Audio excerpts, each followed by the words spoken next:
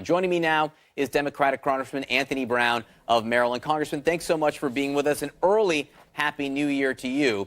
Let me read you the product of some of our great reporting from Lauren Fox, Jeremy Herb, and Manu Raju. They found a job posting from the House Judiciary Committee, and it says it wants people with a variety of experience, including in criminal law, immigration law, constitutional law, intellectual property law, commercial and administrative law, including antitrust and bankruptcy or oversight work. It looks like they're staffing up for investigations of this administration. Is that a fair assessment? Yeah, that's a fair assessment. There's a tremendous amount of oversight that has been neglected during the last 2 years under the Republican-led Congress.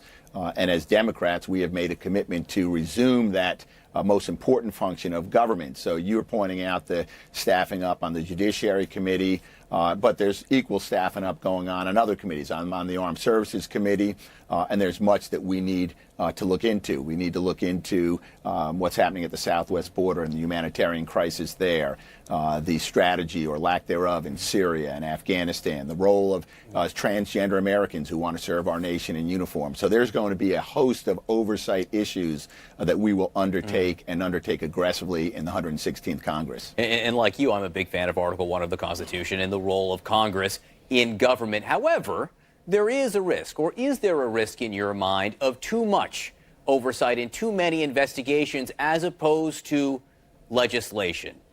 Well, it's been said before that you can chew gum and walk at the same time, and that's going to be the task of this next Congress. So we will engage in oversight. I think it'll be important to lay out to the American people what our strategy is and the pace at which we are going to pursue oversight. But there are many policy issues, important legislation that has to be addressed. H.R. 1, government reform, that'll be the first order of business, looking at voting rights and protecting the right to vote, reforming government, ethics in government.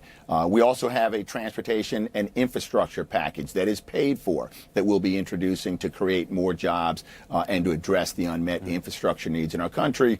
And finally, let us not forget the number one issue that most Americans wake up to every day. It's the escalating cost of health care, and we've got a plan to reduce the cost to address escalating prescription drug prices. So we'll do the oversight and the policy work together. It's funny, it's interesting. You brought up H.R. 1, which is, I think, what Democrats would like to be focused on next Thursday, January 3rd, when they take over. But you're also going to have to be focused on funding the government, figuring out a way to get out of this shutdown, because lawmakers this week have basically said, we're done. We're done for now. It's your problem next week, Nancy Pelosi, when House Democrats take over. My question for you is that at this point, Democrats are offering a few options, but more or less, it's $1.3 billion for border security, not the $5 billion in the border wall the president wants. But if that number comes down, if it does come down to $2 billion, and I know $700 million is a lot of money, but is that worth keeping the government shut down in your mind? Well, in my mind, frankly, we shouldn't be debating border security in the context of a continuing resolution. We're holding federal government workers hostage, federal contractors hostage, and the services that Americans expect from their federal government. The default setting should always be that the federal government stays open. So if we're going to negotiate border security, the president wants to talk about a wall. We talk about technology and surveillance on the border with some fencing, whatever you want to call it. We should be talking about border security in the context of pathways to citizenship for Dreamers and DACA and those on temporary protective status. We need to address the humanitarian crisis that this administration created at the border. And we need to be even looking at broader issues like the reunification, the lottery program, how we use our immigration system to strengthen our local economy. That's the context in which the border wall, if that's what the president is focused on. For us, it's border security.